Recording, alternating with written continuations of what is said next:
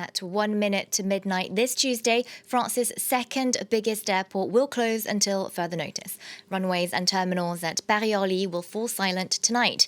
With the virus increasingly affecting global travel on Monday, the transport hub saw just 20 planes take off or land, compared to 600 on an average day. The latest, France 24's Olivia Salazar-Winspear is on site for us now. Olivia, what's the situation there right now?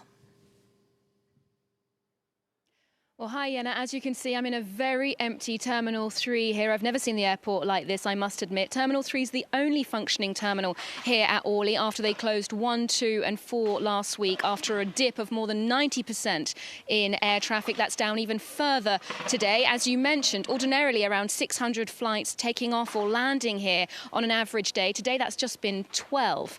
And we spoke to the director of the Aéroport de Paris, that's the body that manages Paris's airports, earlier today, and he told us that on a day like this, at this time of year, Orly should have between 85 and 100,000 passengers passing through. That's less than 2,000 today. Now, I did see a few people boarding flights to Barcelona and Pointe-à-Pitre in Guadeloupe, the overseas department, but it was a handful of people. No queues, no crowds. They really were the last people boarding their planes.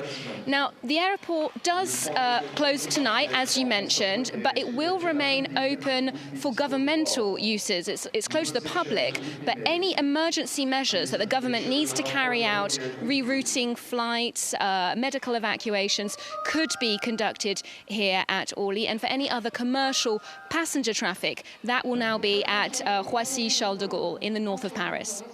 Well, Olivia, tell us a bit more about the economic effects of this shutdown. Well, without mentioning the catastrophic consequences for the airlines themselves, again, that body, Aéroport de Paris, who manages the airports here in Paris, they're talking about 1 billion euros in losses for them.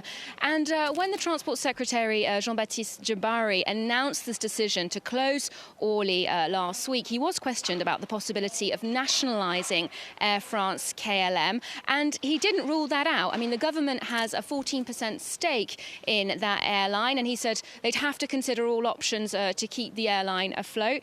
Now, more globally here in France, the aviation industry is huge. It employs more than 1 million people directly or indirectly, and it accounts for 2.5% of the country's GDP. So you can understand they're keen to get this up and running again just as soon as they get the green light from the government. And the management here have said that when they do get the go-ahead, they will be able to get operations up and running again within 24 to 48 hours. We just don't know when that will be.